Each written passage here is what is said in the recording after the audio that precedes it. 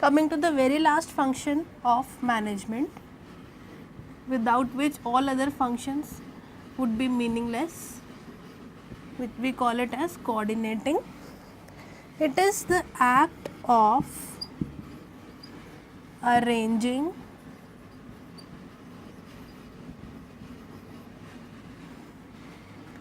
duties and things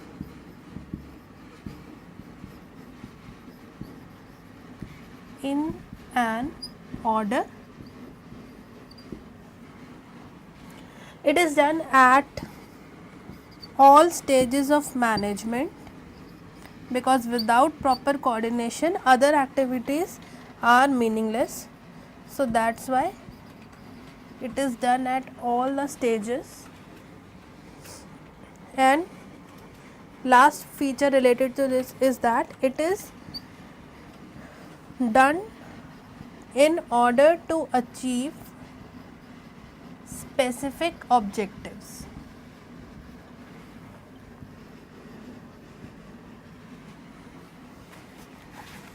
So it is an act of arranging duties and things in order.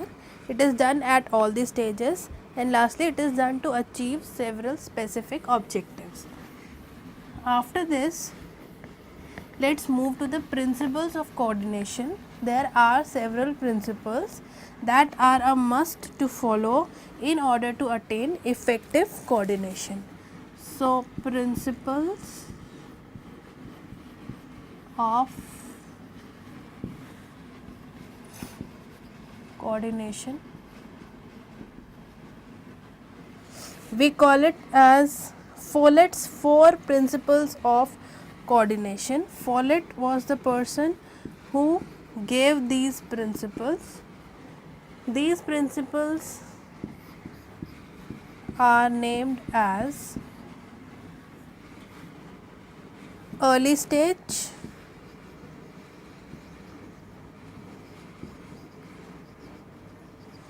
then continuity,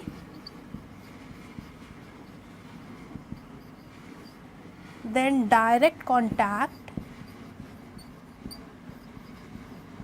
and lastly reciprocal relation.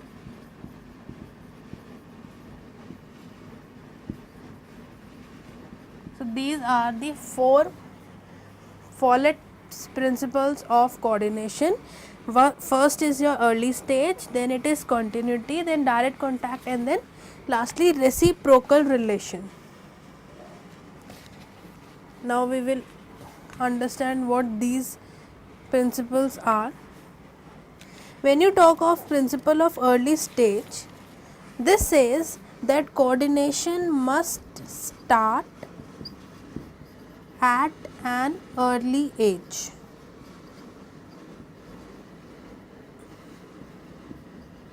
Means the manager should not wait to practice coordination at the later stages, but the same should be very well synced with the working at an early stage, means at the stage of planning, as it is the very basic step of management. Then when you come to principle of continuity, it means that coordination is a continuous process. Coordination is not at all static, it is continuous and it goes on and on. So it is not a one time activity.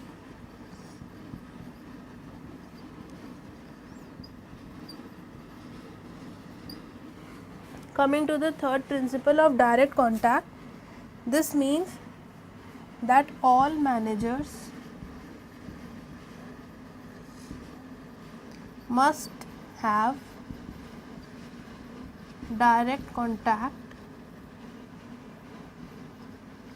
with the subordinates, because then only proper coordination can be achieved. And lastly, reciprocal relationship means decision of all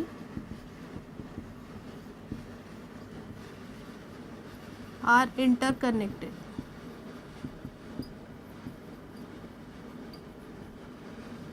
So these are the 4 major principles of coordination. First is of early stage, means it should begin at the stage of planning itself. Then continuity, it is a continuous activity and is not one time act.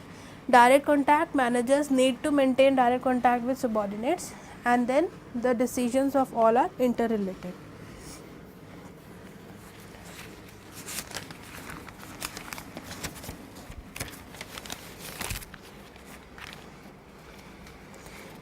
After these four main principles, there are some other principles of coordination too, which include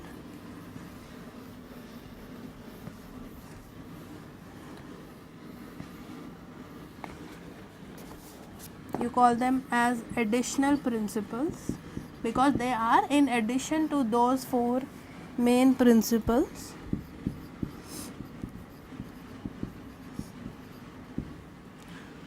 So, three additional principles are of effective communication, because until and unless there won't be effective communication, you can't achieve proper coordination.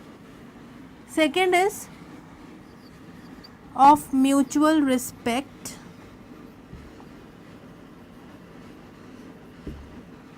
And third is clarity of objectives. These are three very basic principles that have to be followed in addition to those four principles. Now let's come to types of coordination. Then again, these types can be characterized on different bases. When we say types, so first basis is on the basis of scope. On basis of scope, there are two types of coordination and we call them as internal and external.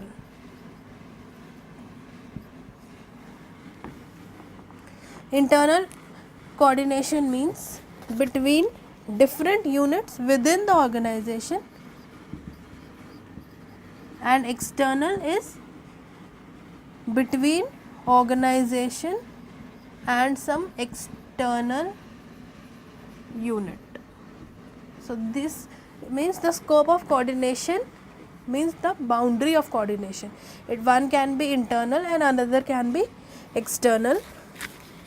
Then second is on the basis of flow.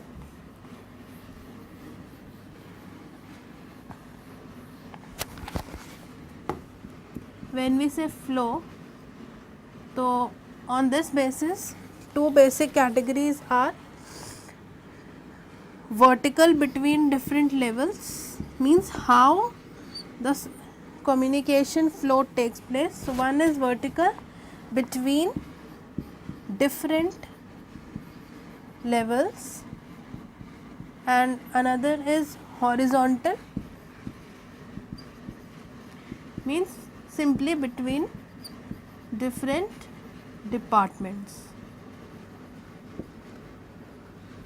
because departments are generally at same level, it's just that they are performing different types of functions.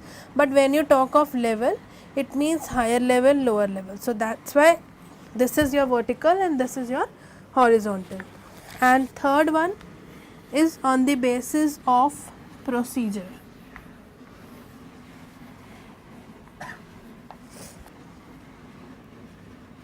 On the basis of procedure, this depends from function to function or from organization to organization. So, this means that it is organizational specific.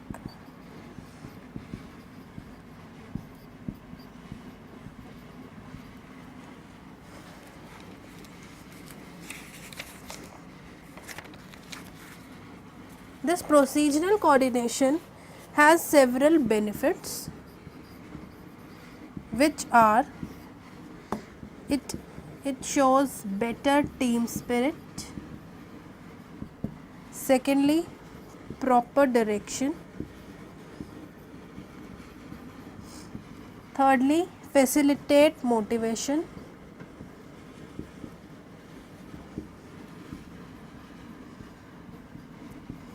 Fourthly, optimum use of resources. Improves relationships.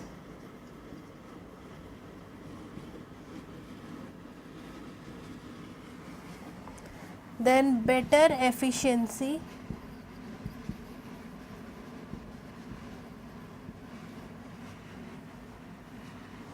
And improves goodwill.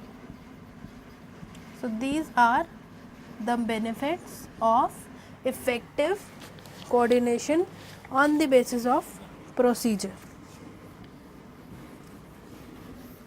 This was all about types. Then lastly, let's see what are the methods through which effective coordination can be attained. So methods of effective coordination, this is the last heading, methods of effective coordination. One is through sound planning. Obviously, when your plans are good, then it will promote coordination. Then is simplified organization. Then effective communication.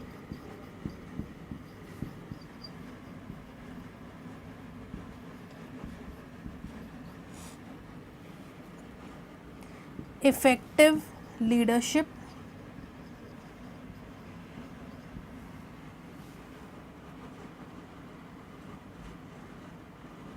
Chain of command,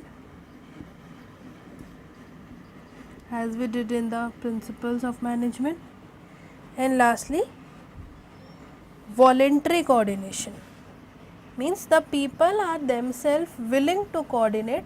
So then this will ultimately improve overall coordination level in an organization. So this was all about coordination. Okay.